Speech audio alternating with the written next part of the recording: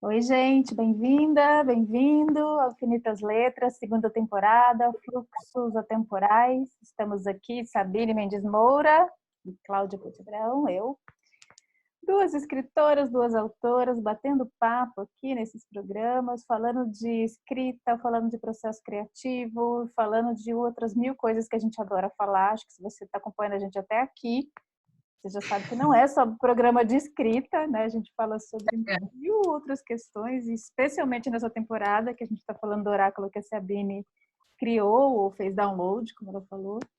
E a partir dessas cartas a gente voa muito longe, a gente fala também de outras coisas, falamos da vida, falamos, né, de temas que não são muito caros, que é essa conexão também com as outras esferas. Não vou entrar muito em detalhes, porque cada um dá um nome para isso, mas já percebeu que a gente gosta um pouquinho desses assuntos também, e a gente vê como que isso se aplica no nosso processo, né? Não só nos temas do que a gente escreve, mas também no próprio processo criativo. Tá? Então, é um programa para falar de processo criativo.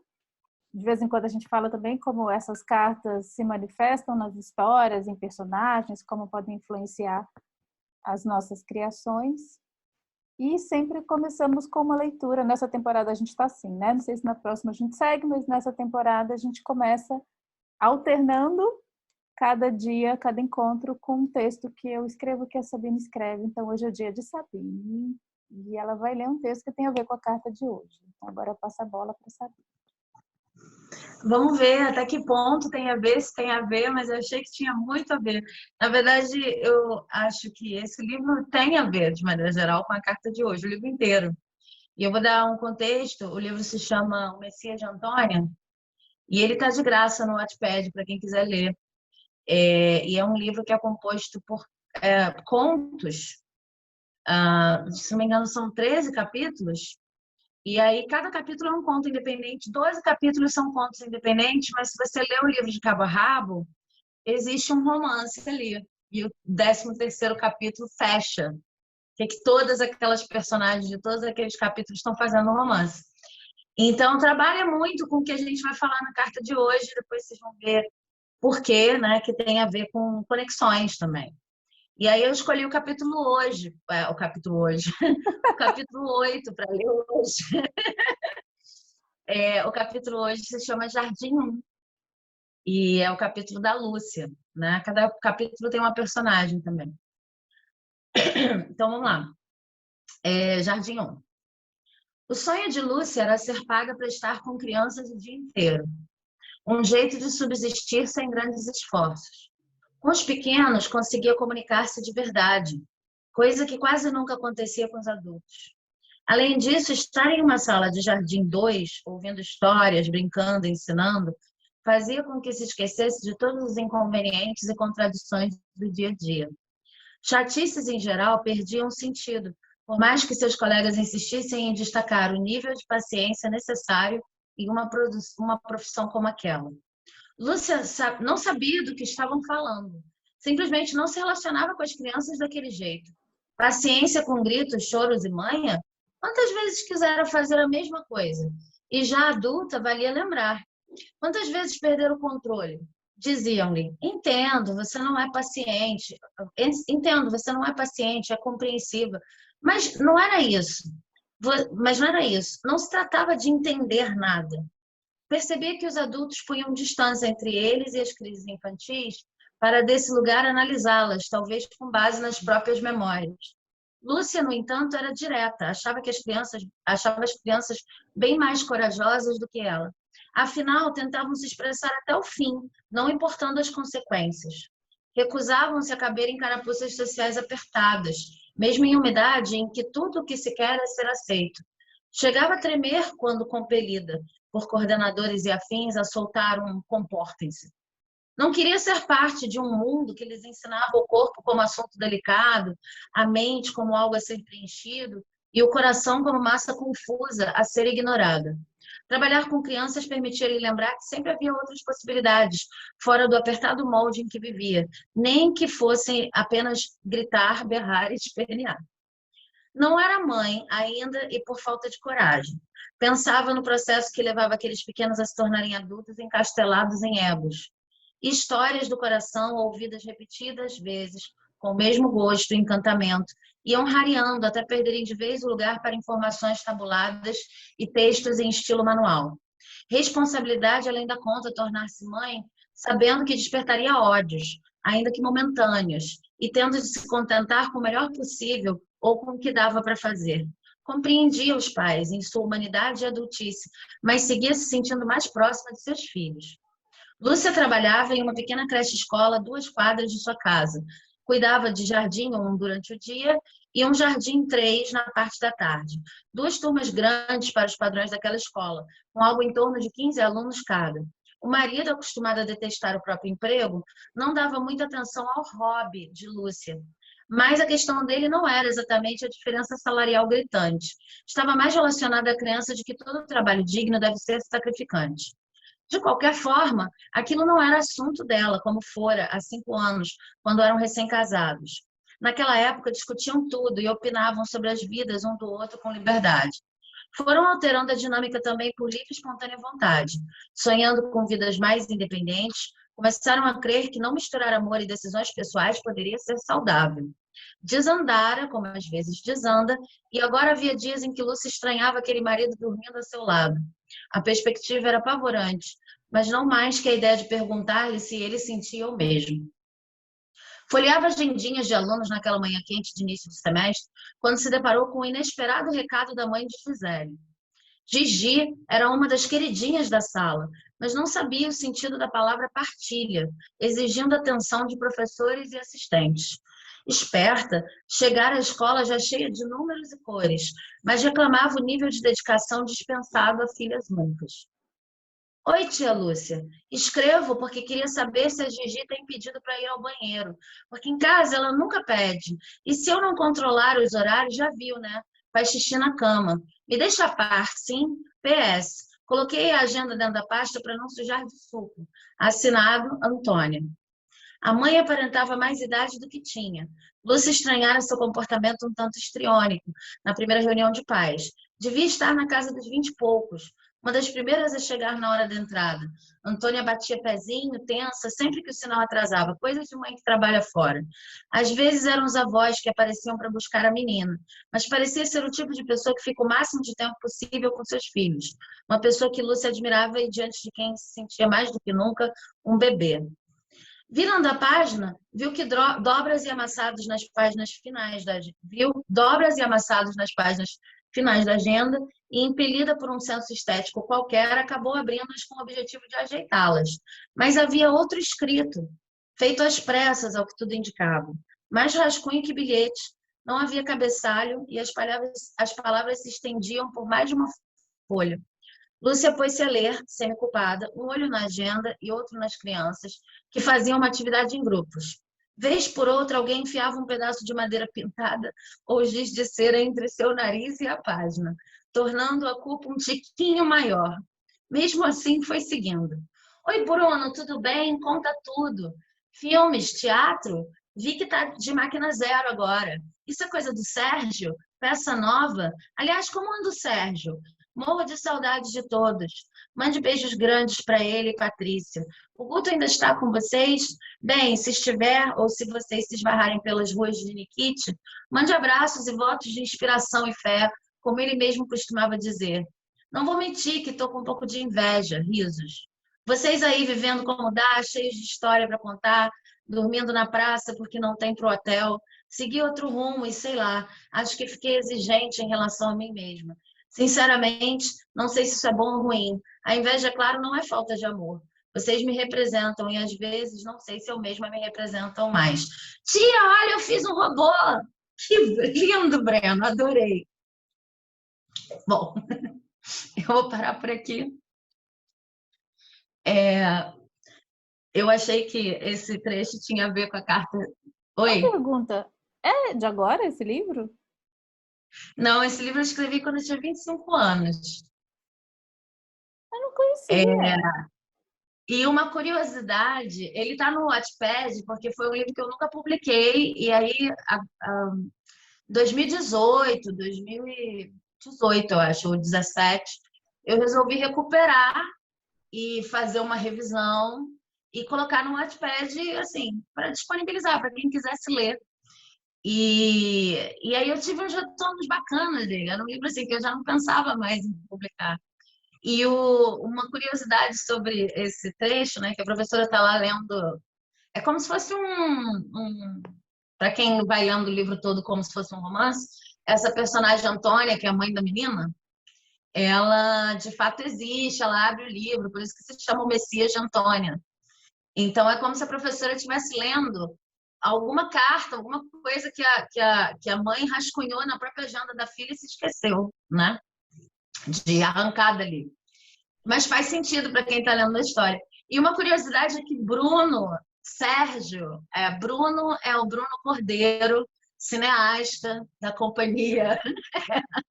Ele não liga de eu dizer isso, porque eu já falei para ele que ele está no livro. Ah, existe! Essas pessoas existem. Eu fiz uma homenagem a elas aqui. O Bruno Cordeiro é da Ema Barca Produções Teatrais, o Gil Sérgio Botelho é um dramaturgo baiano, enfim, são pessoas que existem de verdade. E a Antônia é muito baseada na fase em que eu me afastei da escrita, do cinema, de tudo. Então, ela tem essa coisa de admirar muito essas pessoas à distância e tal.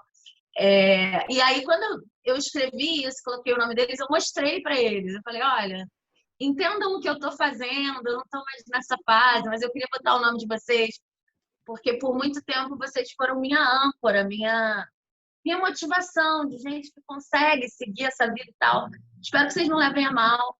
E aí eles responderam, e foi super bonito, assim. Então também tem esse lado da Nossa, construção. eu adorei essa ideia de uma carta, de um rascunho, né? Que alguém lê, mas não era para ler, mas está ali, né? E de uma coisa tão íntima. Foi daí que eu tirei de ler esse trecho, porque a carta de hoje é essa, né? Que é detalhes. E a professora só lê detalhes, não, a Flor Rosa, mas que fala de detalhes. E a professora só lê a carta, ela já está lá com as elucubrações dela, e ela vai reparar num detalhe de uma página amassada na agenda, não sei o quê, daí ela vai tentar alinhar o detalhe e ela acaba descobrindo um mini tesouro de uma mãe que ela estava julgando, né? Que ela até diz que ela admirava e tudo, mas ela vai ter um insight assim, muito grande na vida dessa mãe, justamente porque decidiu ir lá ver qual era daquelas folhas amassadas, né? Então, foi disso que eu me lembrei. Aí, bom, para apresentar melhor a carta se chama A Flor Rosa e ela tem essas flores verdes como fundo de uma flor rosa que se destaca. E são todas colagens, né? De umas coisinhas que eu comprava um tempo para fazer agendas, manuais, colagens diversas. E aí o nome da carta é a Flor Rosa, porque é ela que está se destacando, mas a frase diz: detalhes ficam grandes, detalhes brilham. Então, o significado é muito simples. A gente é exatamente o que a carta diz. A gente vem conversando, né? A primeira carta desse naipe do além, da conexão com algo maior, foi o mapa divino. Não necessariamente a gente tem controle sobre qual é o mapa, qual é o caminho, qual é a missão, por que as coisas estão acontecendo do jeito que elas estão acontecendo. E, e o mapa divino traz muito a ideia também de que as coisas estão acontecendo para nós e não conosco, né? Não se colocar no papel de vítima, mas às vezes você tenta não se colocar e aí não está entendendo nada do que está acontecendo. E aí essa carta sugere um caminho de olhar para detalhes. Sugere um caminho de olhar para as flores rosa que se destacam em meio às flores verdes, né? Na verdade, o rosa e o verde estão aqui para fazer fundo e figura, né? Porque são várias flores verdes e uma flor rosa. Então, essa carta um pouco convida. Tá tudo confuso, eu não estou entendendo qual é a minha missão, não estou entendendo qual é o plano, não estou entendendo qual é. Então, que detalhes que me chamam a atenção? Que interesses que me chamam a atenção?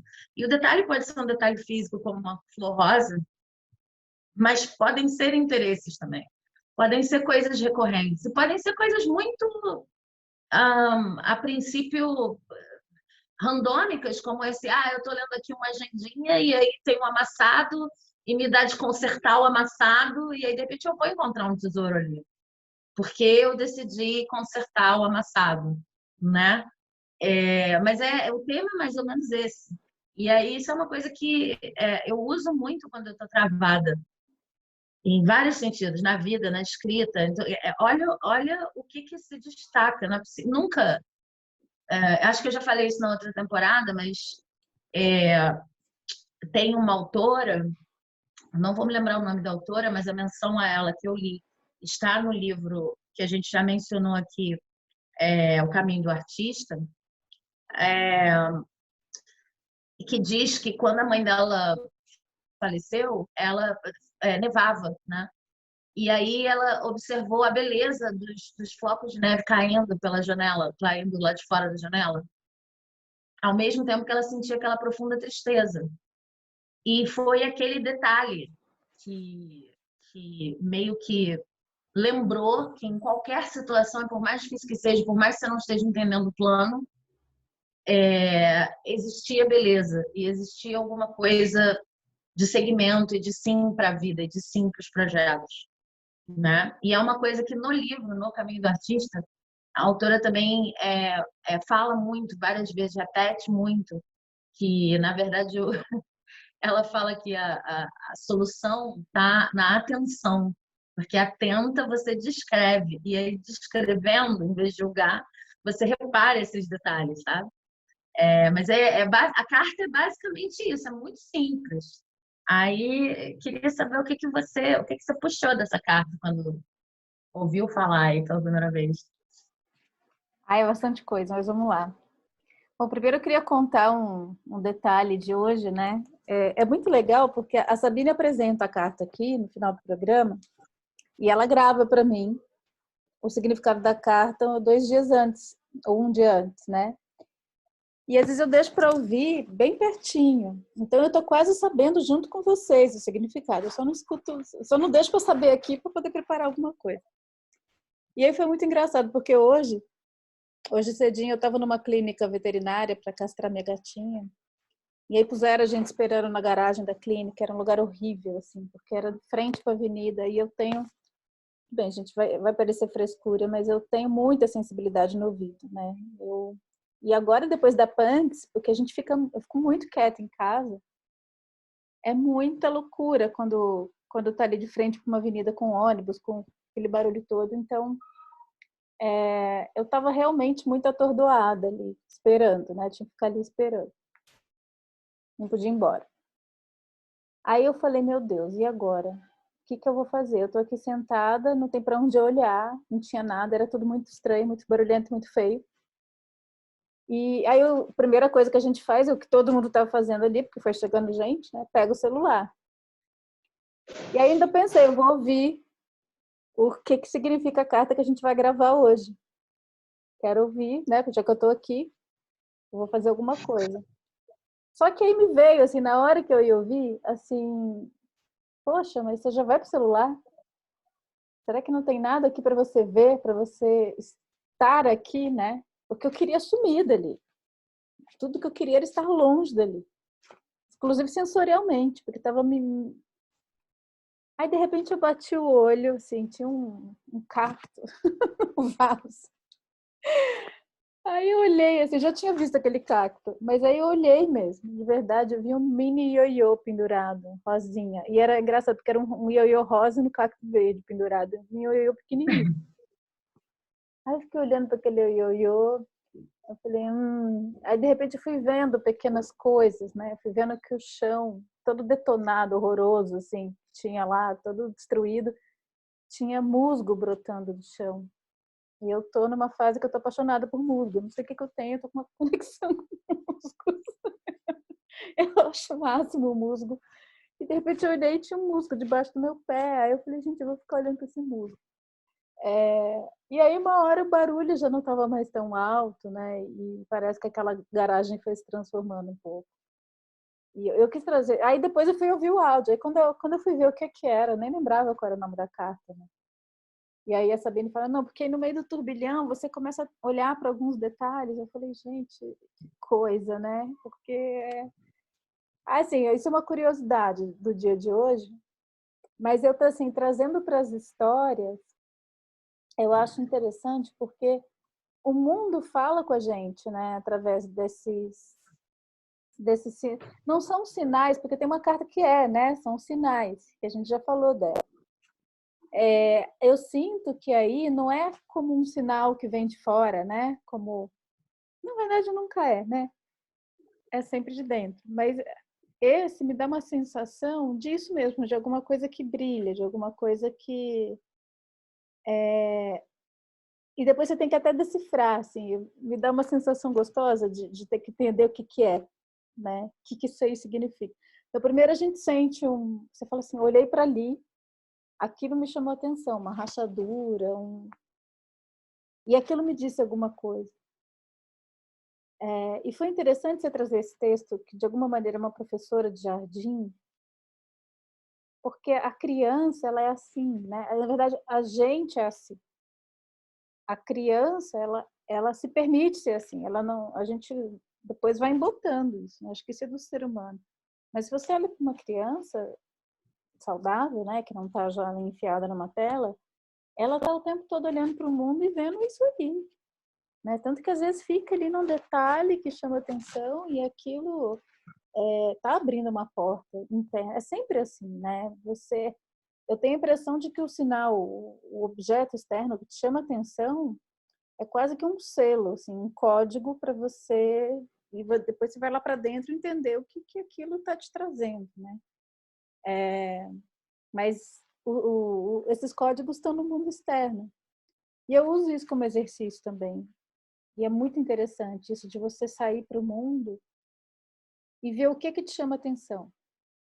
De tudo que existe, né? Quando você sai, ou mesmo dentro de casa, por que tem hora que você olha para uma coisa específica e aquilo brilha, né? Aquilo destaca e de repente aquilo passa a significar alguma coisa. Aí, claro, eu não estou falando a gente ficar, né, numa viagem assim, ai, tudo significa, tudo, porque a gente pode entrar nisso também, né? Ai, deixa eu ver os sinais que a vida. É muito engraçado, porque esse é um sinal muito simples, assim, muito simples, sensível.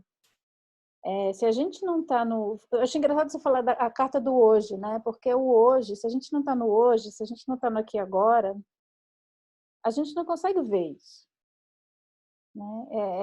Ele vem pela Eu presença. acho que esse é um sinal que meio que exige uma postura interna. Por isso que, às vezes, eu nem gosto de chamar de sinal, mas é um sinal. Mas é diferente da carta de sinal que a gente falou antes, porque, porque já está num lugar em que é você como observador captando coisas. É diferente você desesperado, querendo, pedindo, ansiando por um sinal para resolver uma coisa na sua vida ou para se resolver, e você andando pela vida, caminhando, sei lá, vivendo e se deixando afetar por coisas. E essa carta tem mais a ver com esse espaço de se deixar afetar, né? Com essa abertura para ver como é que as coisas te afetam de maneiras diferentes, porque às vezes a gente tem a impressão de que se deixar afetar é sentir um grande brilho, é lá, literatura fantástica, em que tudo brilha igual. Mas quando você está aberto, esses detalhes, essas flores rosa, aparecem de formas diferentes para cada pessoa, de acordo com como cada pessoa é. E, para mim, já aparecem de forma diferente de acordo com como eu estou, né? Mas acho que é mais... essa carta fala mais de uma postura que você se permite ter do que daquela busca ansiosa por sinais, que aí pode cair É. nessa coisa de o que tudo que está acontecendo ao meu redor significa, né? E aí fica uma coisa meio histérica, né? Meio egóica, assim, tipo, ai, a vida precisa me dar um sinal, olha. Eu tenho uma voz, eu estou aprendendo a diferenciar. É tipo um narrador, ou narradora, sei lá, não tem sexo definido. Mas quando eu escuto essa voz, eu sei que eu estou ficando histérica. Eu sei que. Porque essa voz é sempre assim, uau, olha só. Por exemplo, hoje eu estava lá quieta na minha, quer dizer, estava bem de saco cheio daquele lugar. Aí do nada veio isso assim, meu, fica aqui. Não é essa voz. Aí eu olhei pro cacto. Aí pronto, quando eu vi o ioiô pendurado, ela acordou e ela falou: um ioiô rosa pendurado num cacto, isso pode significar... Aí pronto. São lugares muito diferentes, né? Então existe um lugar assim que você nem tá esperando, né? De repente aquilo você fala assim, nossa, o que é isso? Aí às vezes você até não sabe o que é, vai lá ver, e de repente você fala assim, gente, né? Ou um desenho que uma rachadura faz no chão, que vem um negócio assim, te revela alguma coisa. Você não está ali procurando, falando, vida, mande sinais, né? Mas é engraçado, porque pode chegar neste lugar também, né? De falar assim, olha como a minha vida é muito incrível e especial. E na verdade, você querendo, né? Alguma coisa dentro da gente querendo que seja. Então, é um pouco, eu estou aprendendo a diferenciar, né? Quando realmente é uma conexão, quando realmente eu olho para alguma coisa e eu falo assim, tá, mas o que isso quer dizer agora, né? Porque vem uma sensação para mim muito física quando é verdadeiro, né? Não é só mental, não é assim, uma voz que diz, olha, isso aqui é incrível por causa disso. Não tem storytelling, sabe? Não tem depois é, é a coisa em si. É mais abrir uma porta do que contar uma história, né? E às vezes te desencadeia uma emoção ou alguma coisa e fala assim, gente, mas, né, que eu olhei para isso. E aí é como um sonho, né? O sonho, o significado é muito pessoal e intransferível. É um símbolo que é para você, aquilo porque te chama a atenção. Né? Então, é difícil, eu acho que até na literatura é mais fácil até de falar sobre isso, a gente vai escrever sobre isso, porque a gente está falando da personagem. Eu lembrei muito de um filme, que acho que é o Beleza Americana, que tem um saco de mercado que sai voando, e aí a câmera fica filmando aquele saco e tal. E eu lembrei dessa cena. É engraçado, porque uma coisa é uma personagem bater o olho nisso, ou em qualquer outra coisa, e falar assim, gente,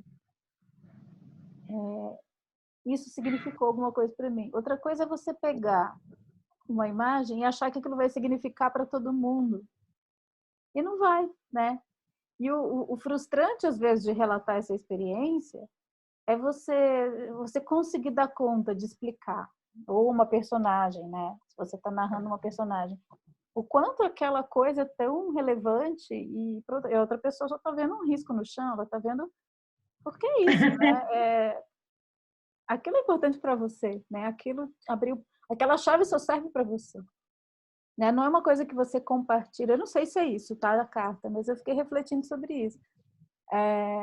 E às vezes não é nem só a imagem, é o momento, né? O timing.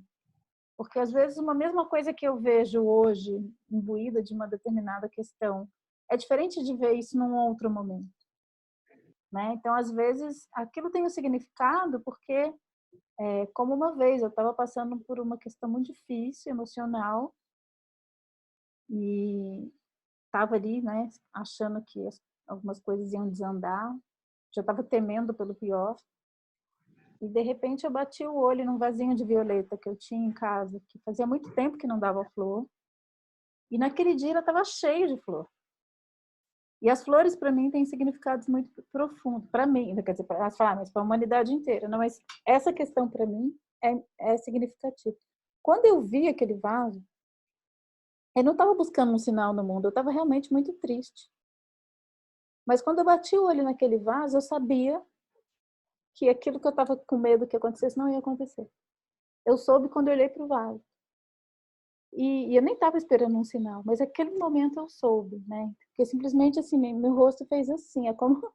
E eu acho que isso para mim, agora se eu tivesse visto aquele vaso de flor em qualquer outro dia, em qualquer outro momento, né? Se não fosse colado com aquele momento, eu só ia olhar e falar assim, ai que lindo, deu flor, né? Imagina se toda vez que você olhasse pro vaso de violetas, ele se transformasse num portal para uma compreensão profunda.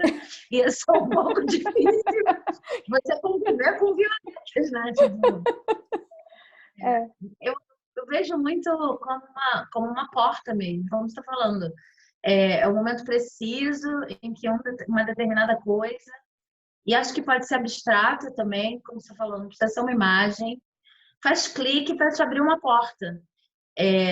Acho que é O Poder do Agora, que o Eckhart Tolle, se eu estiver falando o nome errado do autor, me perdoe, mas esse livro é bem famoso, que ele fala que ele saiu de uma profunda depressão porque ele pensou, eu estou deprimido e eu não vejo saída. E aí deu um clique.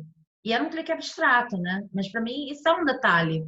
Porque ele estava tentando seguir uma lógica de pensamento e a lógica de pensamento levava a não existe saída. Não tem nada mais que eu possa fazer. Até que deu esse clique que era... Peraí, mas quem é que está pensando isso? Tem que ter uma pessoa que está pensando isso, de que não tem mais saída. E essa pessoa não pode estar deprimida para estar pensando isso, porque senão não teria capacidade de raciocinar isso tudo. Então eu quero ir para lá, para onde está essa pessoa? Quero ser essa pessoa. E de repente um detalhe, que é o mínimo detalhe, assim, tipo, olha, tem uma parte de mim que está profundamente deprimida e tem outra parte que está pensando que realmente não tem nenhuma saída. Eu quero ir para essa, que ainda tem condições de pensar. Ao mesmo tempo que é muito responsabilidade dele, né, no sentido de eu não estou ativamente procurando uma saída, mas eu estou aberta à saída se ela aparecer, e que é uma saída que vem dele, não é o ele comum, é uma abertura de porta para um outro lugar. E é uma coisa abstrata, é uma coisa extremamente abstrata. Mas para mim funciona como esse detalhe. E aí eu lembrei também de como certas estruturas criativas podem ser fomentadoras desse tipo de observação de detalhes, né? Detalhes-chave, né? Detalhes-chave, literalmente, que abre porta. Eu me lembrei da Gisele, e eu acho que eu gravei isso no áudio que eu estava escutando a carta para você. A Gisele de Paula é uma diretora carioca aqui, que montou o grupo Casa 7, que trabalha com teatro e autoconhecimento. E ela fala sobre observância, que é uma observação ativa. E isso é um vocabulário que eu não sei se outra pessoa usa, mas ela pegou para ela e criou, e tem toda uma explicação para como ela faz isso nesse dia. É um dos elementos que eles usam no grupo Casa 7, com um método que elas chamam, na verdade, que é Bruna Cristine e Gisele de Paula. A Gisele é minha amiga, eu conheço, a Bruna eu estou conhecendo agora. Eu estou editando um livro para elas na editora Nua. E elas, o método que elas usam, elas chamam de método coração, que é colocar o coração em cena. E aí, enfim, dentro dessa concepção toda, ela contou, né, e conta nesse livro uma experiência que ela teve criando uma performance. Mas como é que começou? No início da pandemia, ela usou muitos chás de tudo que você imaginar, não sei, ela menciona o nome dos chás, e aí as caixinhas de chá iam se acumulando na cozinha, sei lá onde. E todo dia ela passava por aquelas caixinhas de chá e sentia que as caixinhas de chá precisavam, alguma coisa precisava acontecer com as caixinhas de chá, alguma coisa. E aí, num determinado dia, ela pegou uma caixinha de chá, assim, nesse intuito de conversar com a caixinha de chá. E eu imagino, eu acho que tem uma parte em que ela chega a dizer que, nossa, várias caixinhas de chá, de certa forma, são uma representação de quanto eu precisei de chá para dar conta do início dessa pandemia e quanto que foi duro, e ela conta como foi duro para ela e tal, mas ela olhava para a caixinha de chá e tinha um certo detalhe ali, flor rosa, chamando, sabe? E aí ela pegou a caixinha de chá no intuito de conversar com a caixinha de chá. Tipo, me diz, qual é a tua? O que eu tenho que fazer contigo? E aí surgiu uma caixinha coração, se não me engano, é o que ela chama, que é uma caixa para você colocar todos os seus sonhos. E aí essa caixa tem toda uma proposta, mas foi uma coisa que ela construiu. Ela fez todo um trabalho em cima da caixa. E aí ela criou esse dispositivo performático, que é a caixinha do coração. E aí ela saiu, na verdade, enviando essas caixinhas para pessoas em quem ela pensou muito durante a pandemia, porque ela queria que as caixas que vieram do chá e que estavam ali falando com ela explica que ela falava, ela explica assim que ela olhava para as caixas e Eu não posso jogar isso fora. Isso não é de jogar fora. Isso é outra coisa. Isso é importante. Eu não, virou um detalhão ali, entendeu? E aí ela transformou nas caixinhas e era um lugar onde você botava seus sonhos, criou uma configuração. Eu não cheguei a ver uma caixinha dessas e mandou para pessoas em que ela pensava muito durante a pandemia. Isso virou uma performance. Depois, enfim, ganhou outros contornos. Mas eu fiquei pensando, ela também já estava acostumada a trabalhar com a linguagem da performance, e performance em que ela oferecia coisas a pessoas. Então, eu acho que tem certas linguagens artísticas que já favorecem esse estado de observar, já favorecem. Ela mesmo fala que talvez, se ela não tivesse preparada pela performance, eu não sair jogando coisas fora e não sair ignorando esses chamados dos objetos, do que ela tem ao redor, ela achasse assim, ah, não, isso é palhaçada, não vou fazer nada com isso. E não se transformasse numa coisa maior, sabe? Talvez ela ignorasse o potencial, mas já tinha uma coisa dentro dela que permitia. E uma coisa compartilhada, não foi só uma coisa que ela ouviu. Ela realmente é performance, estudou performance e tinha isso como dentro dessa área já habilitada, assim, de uma chavinha, né? Eu acho que tem muitas áreas que permitem isso, assim, facilitam isso.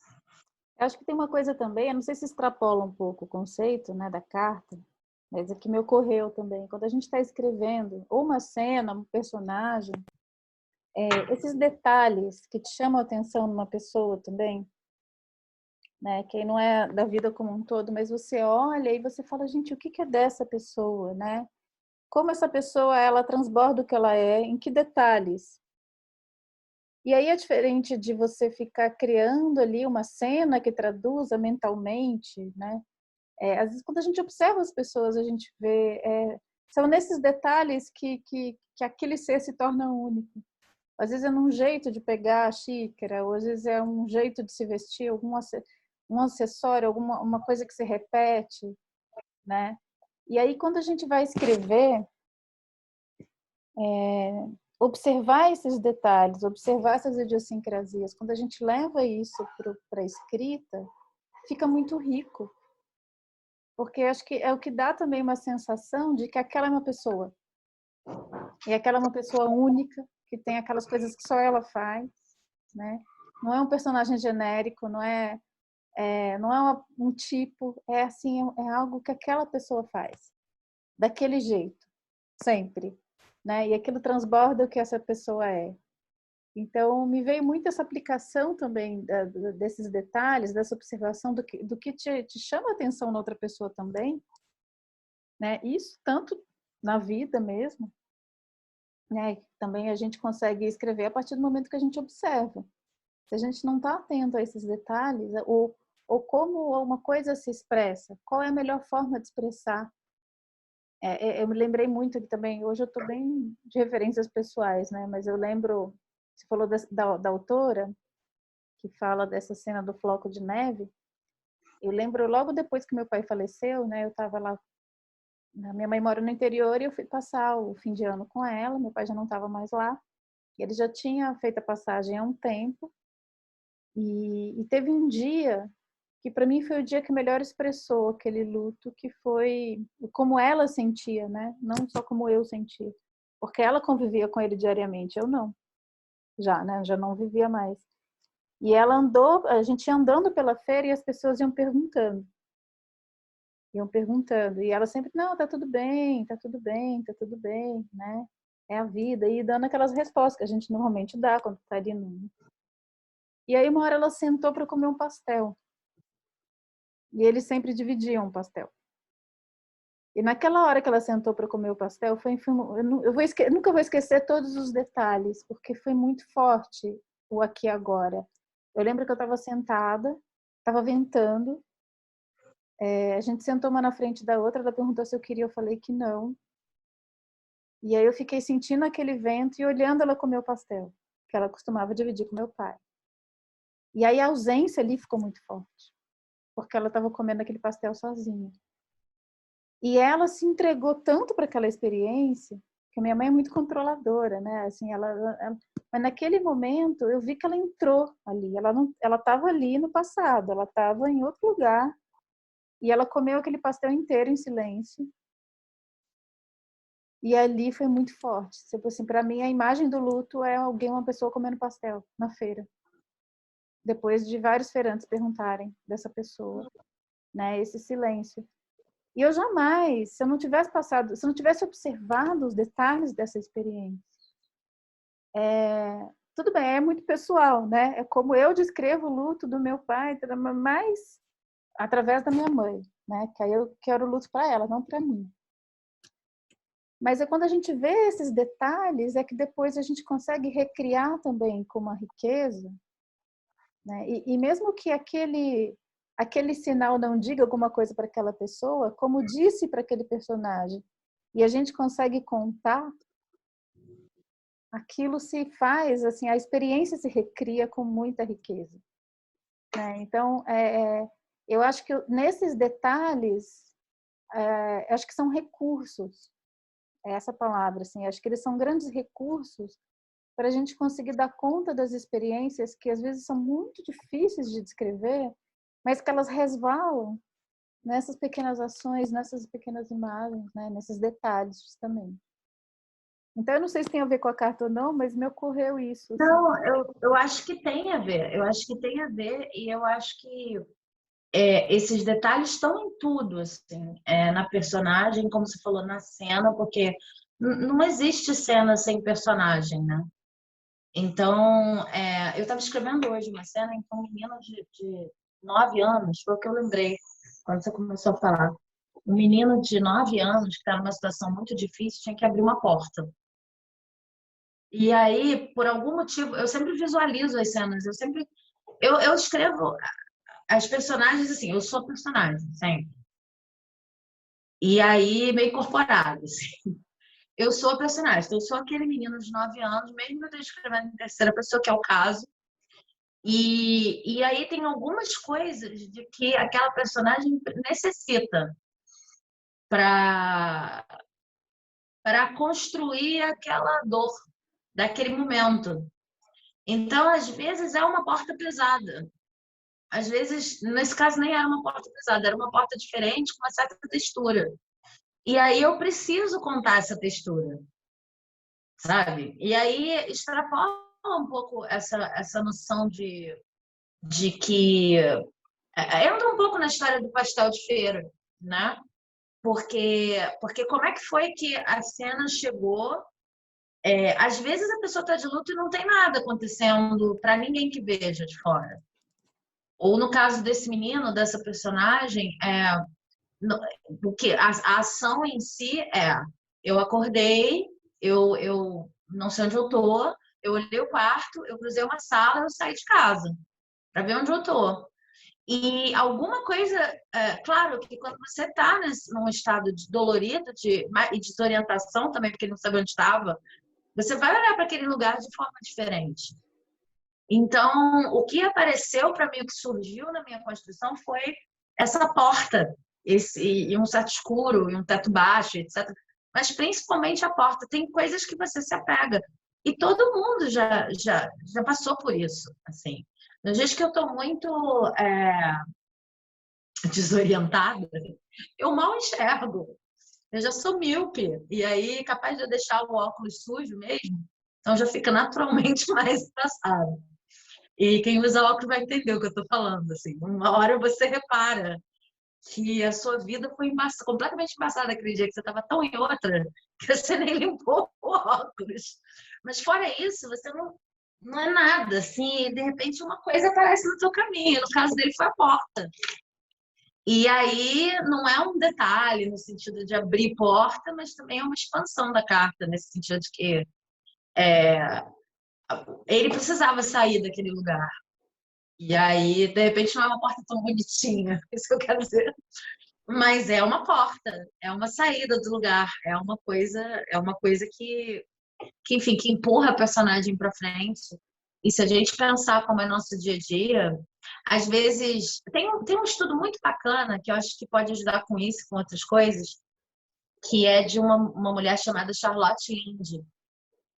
Ela estuda histórias de vida. O livro dela se chama Histórias de Vida. Só que ela estuda do ponto de vista da narrativa, do ponto de vista da linguística, da análise do discurso. Então, ela não tem preocupação nenhuma com a narrativa ficar boa. Ela quer entender como é que as pessoas contam. Mesmo pessoas, no dia a dia, vou lá, te gravo na padaria. Como é que você conta a sua história de vida? E ela faz isso, às vezes, tem gente que segue, né, essa pesquisa, e aí grava histórias de vida ao longo de anos, anos e anos. E aí, às vezes, vai pegando as diferenças, assim, entre como que eu conto a minha história de vida com 15 anos, com 30 anos, com 40, com 50 anos. É super legal, sabe? E também diferentes recontagens. Às vezes, o foco do estudo é assim, como é que eu conto a mesma história, entre aspas, porque não é a mesma, eu reconto aqui, eu reconto para meu pai, reconto para minha mãe, reconto se tiver mais de tantos na audiência. E uma das coisas que esse pessoal, baseado na Charlotte, percebeu é como os detalhes mudam, mas não um detalhe lógico, detalhes mudam, mas não no uso da fala, mas como os detalhes contextuais mudam. Porque cada vez que eu conto, eu tenho um objetivo, eu tenho um olhar. E aí, dependendo de que você dá ênfase no externo e como que você dá ênfase, nossa, é outra história. Então, eles foram pegando isso, assim, no nível da pesquisa acadêmica mesmo, assim. Olha como é que essa mesa cresceu, olha como é que essa, né? A mesma história. Mas como que os detalhes foram crescendo, como que os detalhes foram sendo reaproveitados pela mesma pessoa, contando a mesma história. E às vezes é uma diferença temporal, às vezes é uma coisa que a gente faz com histórias, né? E que não necessariamente aparece. Acho que até o pessoal fala, né? É importante prestar atenção nos detalhes, características únicas de personagens. Mas não sei se a gente vai tão fundo assim de perceber como isso funciona. E voltando para o sentido original da carta, que eu gosto muito, né? Você fala que usa isso às vezes como método criativo. Eu também. Mas eu demorei muito para validar, porque às vezes o que aparece, né? Eu vou dar um exemplo agora, recente, né? Eu estou vendo, eu preciso falar do cogumelo. Falar do quê? Do cogumelo? Do cogumelo. Que viagem, É hein? quase uma piada pronta. Então, eu ia falar, mas nossa, é quase uma piada pronta, né? Você falar de viagem com o cogumelo, mas foi assim. Uma época eu tava me julgando muito.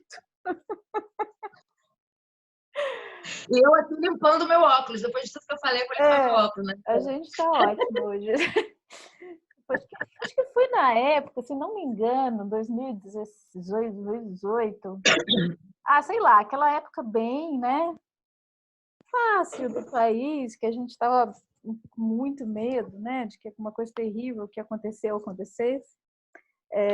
Mas enfim, eu estava lá me julgando, estava com muito julgamento sobre a minha pessoa, pelo fato de eu não conseguir me colocar com tanta coragem e presença perante as opressões, né? Porque eu estava morrendo de medo, né? Foi naquela época da eleição e eu achava que ia voltar, mas enfim, eu estava ali, mas me julgando, né? Falei, quem é você? O mundo como tá? E você aí escrevendo e tanta coisa por fazer e tantas injustiças, enfim, uma questão que me acomete.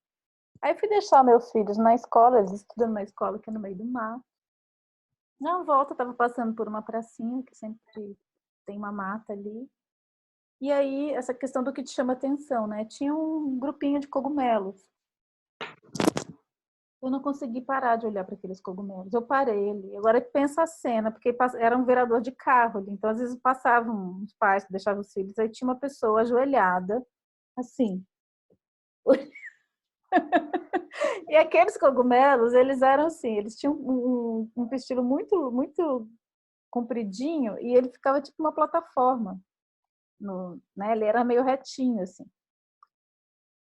E eu fui embora ali naquele cogumelo. Não comi, tá, gente? Eu só fiquei olhando, era pura observação. Eu ia perguntar, eu acho que é importante, o povo quer saber o que você Não fez. comi. Assim, a simples observação do cogumelo já foi suficiente. Mas não é que eu fui embora com o cogumelo. Eu falei, aí tinha ali naquela praça várias espécies de plantas, né? Porque não era uma praça. Aí eu bati o olho, vi uma braquiária e vi o cogumelo. Aí eu falei assim, eu sou um cogumelo, eu não sou uma braquiária, né? Eu sou uma plataforma de embarque para as pessoas viajarem. É isso que eu tô aqui nesse lugar. Eu tô aqui nesse entre mundos. Tem gente que vem para ser. Por que que eu olho para as plantas e eu falo, ok, cada coisa tem o seu lugar, cada coisa tem a sua forma e tudo tem que existir na sua diversidade, viva a biodiversidade. Por que que eu olho para as plantas e penso isso e eu olho para mim e não me permito ser diferente do que eu achava que eu tinha que ser, sendo que eu me identifiquei com cogumelo.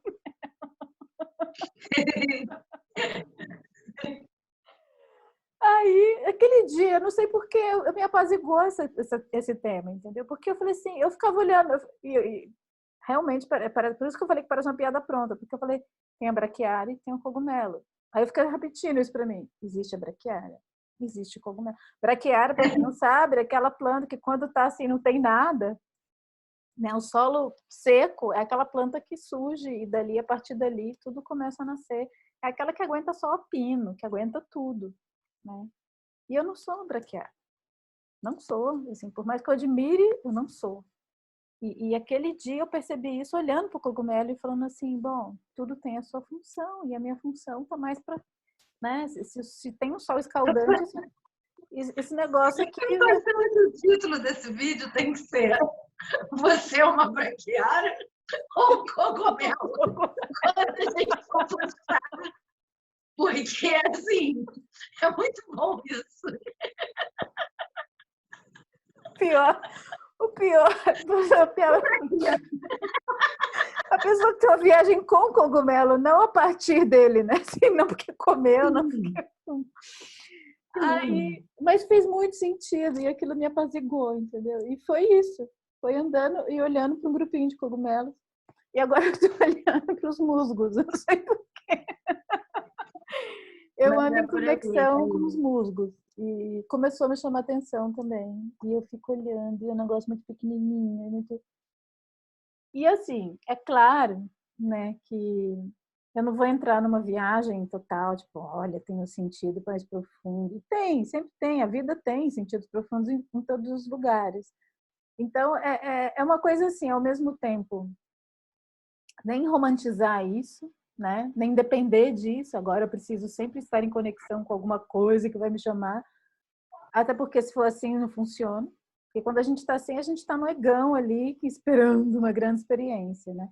E a experiência quando acontece, ou isso quando acontece, é assim, você está com a cabeça em outra coisa, de repente aquilo se apresenta, né? Como você mesmo fala, aquilo se destaca. Não é nem que se apresenta, aquilo se destaca. Né? Tem muito mais a ver com você enxergar do que a coisa se mostrar para você. Né? Os cogumelinhos não estavam assim, olhando para mim e falando, oi, vem, olha a coisa aqui. Não, eu que estava passando, bati o olho e falei, uau, isso aqui tem um... E é muito legal, né? Eu sinto que quando a gente consegue estar no estado em que isso sinceramente se apresenta, é um pouco, eu sinto que é como se a gente estivesse no estado de ler, conseguir ler outras línguas, né? Porque é uma língua que a vida fala com a gente, né? Dentro da simbologia, como um sonho. O sonho fala através de símbolos, né? E aí essas imagens, não vou nem usar a palavra sinais, porque não são emissões, né? São imagens que brilham. É difícil falar disso assim, né? Eu não acho que são sinais, eu acho que são destaques, né? Decalques, né? Coisas. E é como na figurinha, né? Alguma coisa que parece que cria um relevo, ou um brilho, ou aquilo, de repente, passa a ser mais importante do que todo o conjunto de outras coisas que tem ali naquele quadro, sempre imenso, sempre tão diverso. E por que que eu olhei para aquilo? Né? Por que que a minha atenção se voltou para aquilo? E aí é interessante, acho que quanto mais vai passando o tempo, eu sinto que eu, pelo menos, vou validando isso. Eu nem olho e falo assim, ai, que viagem essa história do cogumelo, tanto que eu conto aqui, né? Sem vergonha nenhuma. Mas realmente é o que aconteceu. Mas eu também não fico falando assim, nossa, porque eu tive uma experiência com cogumelo. Não, foi o que aconteceu. E aquilo me revelou coisas sobre mim que eu precisava ver, né? Porque eu acho que a nossa natureza interna, a gente fica num estado de busca e, de repente, tem alguma imagem que sintetiza aquilo que a gente está buscando. Eu acho que é isso que faz a coisa se destacar, né? É como se, de repente, você faz é isso. É como se o seu universo fizesse um desenho. Mas quem está fazendo esse desenho também é você em estado de busca em relação àquele conteúdo, em relação àquilo que você está dando volta, né?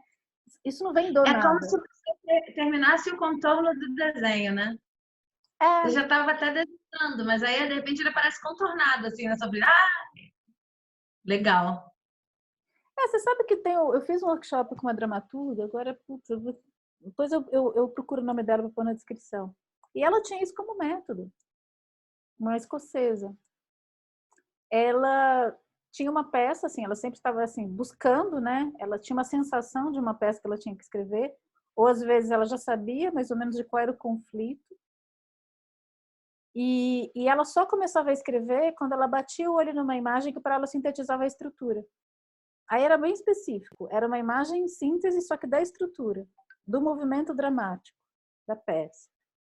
E era assim, ela ficava buscando, ela ficava em estado de busca. De repente ela batia o olho e sentia que era aquilo. Aí ela entendia ali o que era. Então, eu lembro de uma que ela falava que era um aspirador de pó. Que quando ela bateu o olho no aspirador de pó, é um que acho que a gente não sei se a gente tem no Brasil, é um que eles têm lá na Escócia, que dá para ver. O pó sobe, fica numa estrutura de vidro, então você vê a sujeira, né? Então, para ela fez sentido aquela coisa de ver a sujeira fazendo assim, né? De sair uma coisa que está escondida e aquilo fazer assim dentro da estrutura. E para ela a peça tinha que fazer esse movimento. Só que ela só entendeu o movimento da peça quando ela achou uma imagem síntese. Achou? Assim, viu, né? Então ela usava isso como método. Ela ficava, se colocava em estado de busca, na hora que ela encontrava com a imagem, ela falava, então é isso, pelo que ela sentia em relação àquilo, né? E a gente fez alguns trabalhos, alguns exercícios muito interessantes, que ela também trazia isso, ela trazia o que te chama atenção quando você olha para o mundo, né? E aí a gente falava alguns pontos que normalmente, sempre detalhes, sempre detalhes. E aí você vai entendendo o que aquilo quer dizer e por que aquilo te chama atenção. E eu lembro que na época, eu estava fazendo esse exercício, na época eu vivia na Raposo Tavares, para lá e para cá, né? E uma época começou a me chamar a atenção carros cor-de-rosa, porque a gente não vê muito carro cor-de-rosa. E nem tinha associado com a flor, né? Que é uma flor rosa. Eram carros cor-de-rosa. E aí eu começava a sentir assim, que quando eu via um carro cor-de-rosa, aquele dia acontecia alguma coisa inusitada, porque eu vi o carro cor-de-rosa. Aí já era uma viagem minha, mas era o carro cor-de-rosa. E aí depois eu fiquei pensando o que era o carro cor-de-rosa, né? E às vezes tem coisa que é circunstancial, é momentâneo, né? Serve para aquele momento da vida. Mas é lúdico, eu acho que de qualquer maneira é um jogo gostoso de fazer. E é uma prática que te coloca em estado de criação. Mesmo que você não use, né? Que você fale assim, tá bom, era só para brincar, é só para... No mínimo, no mínimo. Isso coloca a gente num estado de presença. Né? Porque, no mínimo, você tem que observar o aqui e agora, observar o espaço que você está, o que está acontecendo com você, se alguma coisa te chama atenção, ou não. Né? E também, que, a partir de que estado essas coisas se apresentam. Eu tenho um problema muito sério com expectativa. Então, toda vez que eu falo, agora vou ter uma experiência, acabou. Eu não vou ter essa experiência. Assim, é muito difícil eu ter uma experiência. Porque eu vou ficar ali agora, cadê a experiência? A experiência, por favor, a experiência, apareça a experiência. Olha, agora essa... É tipo, eu já sei, quando começa essa voz, eu falo, ai, saco, não vai rolar. Vai ter que deixar para depois, né? Mas isso também custou para eu entender. Mas, de qualquer maneira, vale a pena intencionar, porque uma hora, né, a gente esquece e aí a coisa acontece porque a gente esqueceu, ou pelo menos comigo é assim. Enfim, eu não sei. Passo a palavra para você, que eu já falei um monte. Não, eu estou pensando aqui que eu preciso começar a escrever para saber a estrutura de alguma coisa, Porque eu tenho uma coisa muito de pensar escrevendo, não sou capaz de conversar com ninguém sobre nada. Eu sou péssima para escrever sinopse, por exemplo, porque eu não sou capaz de explicar para ninguém o que está acontecendo, a não ser escrevendo a coisa. Mas aí tem um processo que é assim, eu escrevo um parágrafo, uma página, um negócio assim. E aí as coisas saem muito diferentes, as coisas que saem. E aí é aquela primeira página, aquele parágrafo, aquele negócio que provavelmente vai ficar até o fim, porque o início das coisas que eu escrevo raramente muda, que me informa sobre a estrutura do resto. E para eu saber da estrutura do resto, eu tenho que prestar atenção nos detalhes. Porque às vezes aquele negócio é tão. Saiu tão assim no peido que eu não sei exatamente o que tem ali, mas é claro, eu vou escrever páginas e páginas seguindo aquilo ali se saiu no peido. Tipo, é fácil fazer tipo, a primeira, mas aí depois tem que dar permanência para construir o resto, principalmente se for um romance, né? Então eu começo a questionar aquela primeira página ali e ver, nossa, aqui tem bastante adjetivo. Às vezes eu critico. Eu falo, pô, mas eu não gosto de usar tanto adjetivo, advérbio. Eu falo, não, não, mas esse tem, sabe? É um negócio meio assim. E foi assim que eu descobri a estrutura e o estilo das últimas coisas que eu escrevi grandes. Pervertidos foi assim, quando você vê, parece um jogo, assim. Poxa, essa coisa que eu escrevi assim, essa coisa que eu escrevi para começar o livro começou numa fala. E aí, de repente, ficava importante que todos os capítulos começassem numa fala. Depois que eu escrevi o livro inteiro, eu entendi por que todos os capítulos tinham que começar numa fala. Por que era importante que começassem numa fala. Na verdade, não todos os capítulos da primeira parte. E aí, na verdade, acabou que o livro tinha a primeira parte, todos os capítulos começavam numa fala, a segunda parte eram falas corridas. Então fazia sentido, mas eu ainda não sabia o que a segunda parte ia ser. Então vão acontecendo uns negócios assim que eu não consigo, pelo menos não foi assim até esse momento, partir de uma dessa observação assim, talvez, mas muitas vezes eu observo o próprio texto. E aí o texto inicial lá, que tá lá, muitas vezes é uma coisa que eu nunca escrevi. E ele meio que me informa sobre as necessidades da obra, nos detalhes. Que detalhes tem aqui nesse texto que não são comuns? Eu sei que não são meus, porque eu nunca escrevi assim, sabe? Uma coisa estranha. Às vezes até critico, mas aí eu vou vendo onde é que vai dar e sai uma coisa completamente diferente, né? Isso sim, uma experiência muito minha, mas é porque eu estava pensando mesmo, como é que esse negócio dos detalhes se aplica diretamente às últimas coisas que eu tenho escrito, sabe? E eu acho que é assim, mas eu preciso escrever, preciso botar alguma coisa no papel antes, sabe? Muito bizarro, né? E eu que trabalho muito com livro aí na consultoria, né? Não no meu trabalho autoral, mas com relato biográfico, ou com livro de memória, né? Ou a pessoa tentando sintetizar uma experiência profissional, alguma coisa, sempre sínteses. É interessante que eu não tinha percebido, mas isso acaba sendo um método, né? Que no começo eu converso muito com a pessoa, eu não estou ali preocupada com o livro ou com a estrutura, né? Eu sempre falo, eu não tenho uma grade que eu vou enfiando todos os livros, sabe? Sempre vai ter uma parte que fala disso. Não, é assim, eu vou conversando com as pessoas. Uma hora, pelos detalhes, eu não tinha percebido que é justamente pelos detalhes. Na hora que a pessoa está contando, tem uma hora que brilha o olho. Então é engraçado também observar o detalhe que faz sentido para outra pessoa pela postura corporal, pela forma. Às vezes é consciente, às vezes a pessoa fala daquilo e aí é engraçado, né? Porque tem uns detalhes que são... É que nem eu falando do cogumelo. Se a gente não tivesse nesse contexto, é muito fácil alguém olhar para você e falar assim, nossa, tá viajando, né? Isso acontece com todo mundo. Então, quando uma pessoa traz um detalhe, e aí ela fica tentando dar conta de explicar por que aquilo é tão importante, né? Porque para cada um mas como é que você vai contar que uma caixa é importante? Sabe que aquela caixa caindo aos pedaços tem, ou sei lá que mais. Então, também existe aí um ativar de uma sensibilidade de falar assim, a pessoa não está falando só de uma caixa. Aí é uma imagem que está se destacando para aquela pessoa, e é interessante se reconhecer. Talvez para mim não abrisse uma porta, mas eu reconheço que aquilo é uma chave para outra pessoa pela forma como ela traz. E aí eu devolvo. Aí eu falo, olha, isso daqui é importante, esse detalhe é importante, né? Porque não é só um detalhe, aqui tem alguma coisa que a gente precisa entrar aqui para ver o que tem ali. E muitas vezes, desse detalhe, surge a estrutura.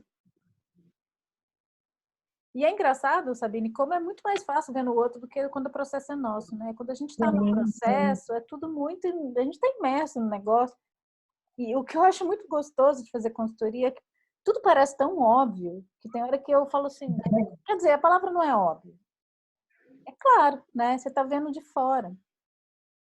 Então, esses detalhes vão brilhando também. Aí eu falo, nossa, será que na minha escrita? Aí eu puxo para mim, né? Eu falo assim, nossa, é verdade, né? Eu já senti isso e eu não dei bola.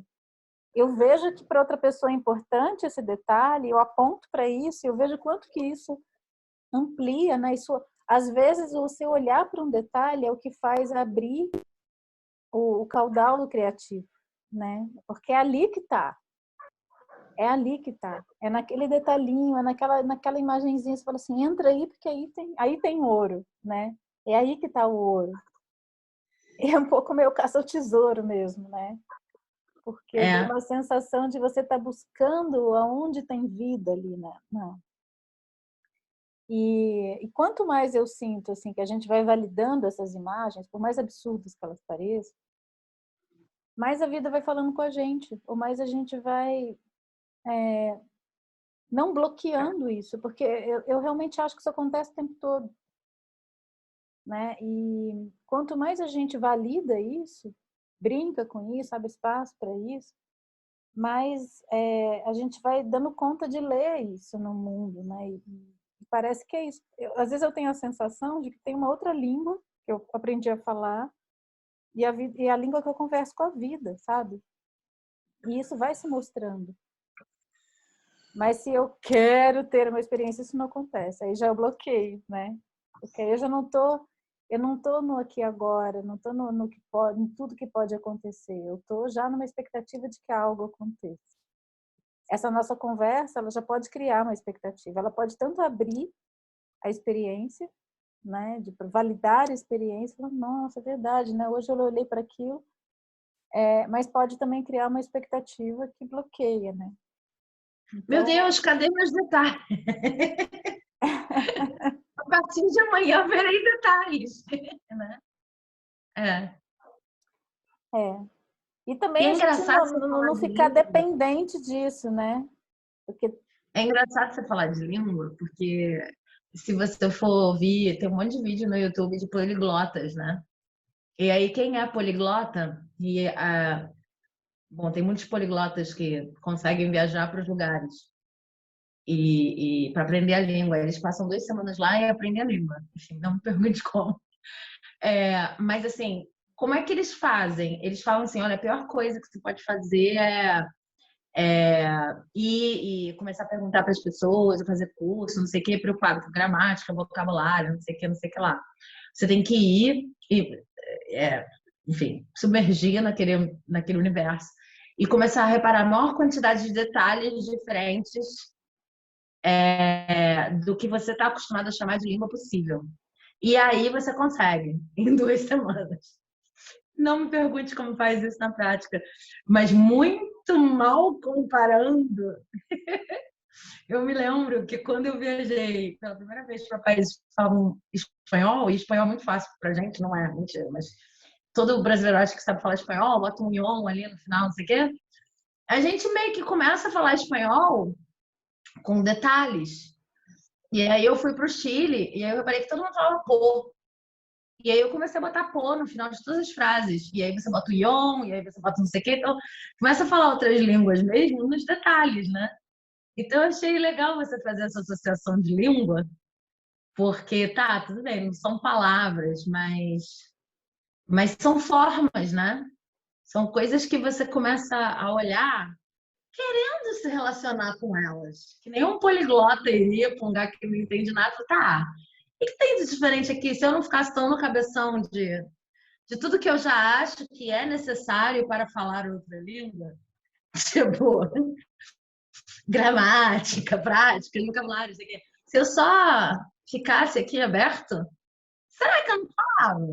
Ah, pode ser que sim. E eu acho que é um pouco essa atitude dos detalhes, esses detalhes que a gente está falando, né? Tipo, se eu só ficasse aberto aqui no meu dia, reparando, será que não rolava, né? É, eu acho que sim. É. E eu Acho acho que que sim. ajuda a não ficar na ansiedade, né? Não ficar na expectativa, não ficar esse exercício de estar presente mesmo, que é muito difícil, né? A gente tá aqui, daqui a pouco já foi embora, assim. Eu acho que ajuda bastante a se abrir para o que está acontecendo mesmo, né? Inclusive para o momento em que não acontece nada, em que não existe conexão, né? Em que não existe nada que chama atenção. Ou que aquilo tem aquele chamadinho ali, de repente, né? É isso.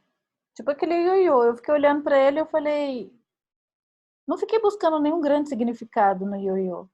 A única questão que me bateu é assim, nossa, eu só vi esse ioiô porque eu parei para olhar. Porque eu estava vendo aquele vaso o tempo todo, até porque só tinha ele. E aí foi no momento que eu falei, deixa eu ver se tem alguma coisa aqui. Aí, pum, aí eu vi. Aí o que me veio assim, bom, eu só vejo quando eu quero ver mesmo, né? Assim, bota reparo, porque tem coisa que é muito pequena e era um mini ioiô. Eu achei engraçado isso. Então, assim, tem coisa que se você não botar reparo, você não vai ver. Né? E todos os detalhes que eu vi, ou era um mini ioiô, era um dente de leão em contraste com um muro cinza. Então, eu só vi o dente de leão porque eu olhei, porque senão, naturalmente, ele se fundiria ali. E o musgo, que era quase da cor do chão, e era um negócio ali que também... Era tudo coisa pequenininha, né? Tudo coisa pequenininha que fala assim, olha, eu tô aqui. Né? Então, para mim, foi o que eu vi hoje, mas pode ser que amanhã seja outra coisa, pode ser que seja uma coisa gigante, né? Mas o de hoje foi isso.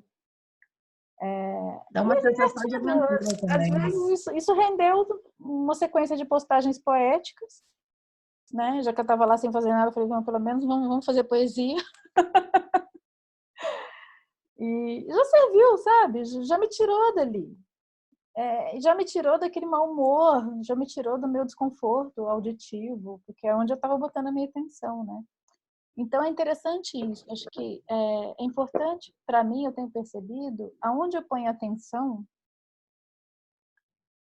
isso transforma sempre, né? Aonde eu estou com a minha atenção e o quanto a gente pode direcionar essa atenção, né? Direcionar a atenção. No começo é difícil, assim, para mim, direcionar minha atenção de um estado de incômodo, que tudo que eu queria era sumir dali. E fazer esse exercício, que não é assim, ai, vamos ver o lado bom, vamos ver o que tem de bom, não era isso. Era assim, tá, vamos ver se tem alguma coisa. Era assim, o que mais tem? Porque esse som é o óbvio, né? Isso tá entrando pelo meu ouvido. O que mais tem aqui? Aí essa foi a pergunta, o que mais tem aqui? E eu acho que essa é uma pergunta que abre porta, né? O que mais tem aqui? Que outras camadas, né? Hum. Também não é uma fórmula, isso serviu para mim hoje. Não sei se vai servir amanhã, mas Então, para hoje. eu vou pegar esse gancho, porque a gente já tá sem tempo, né? A gente já ultrapassou o tempo, inclusive. Mas porque essa pergunta tem tudo a ver com a carta da semana que vem também, que é a carta mistério. E a carta mistério diz o seguinte: mistério é o que está entre os quadrados. E é uma carta que fala de forma e conteúdo, né? Então, tem muito a ver com isso e acho que a gente pode se aprofundar esse papo na semana que vem. Ótimo, adoro essa palavra. Isso é ótimo. Então é isso, sabe? Muito obrigada por mais um dia. Se você está aqui até agora com a gente e passou por todos os Obrigada, sinais e gente. cogumelos de todas as viagens, obrigada por me suportarem. Obrigada por me suportar. Os meus delírios, mas tudo bem, né? Faz parte. Sabine, muito bom. E depois conta enfim, nos comentários, nas redes, etc., se você é um cogumelo ou Uma braquiária. Ou alguma outra uma planta, braquiária. né? Eu tinha ouvido essa palavra braquiária. Braquiária. Eu estou aprendendo. Então, conta nos comentários, por favor, se você é um cogumelo ou uma braquiária e como isso te afetou. Eu vou depois mostrar a foto do cogumelo que eu vi, porque tem uma foto linda. Isso é bom, isso é bom. Tchau, gente. Beijo, gente. Até Tchau, semana que tchau. vem.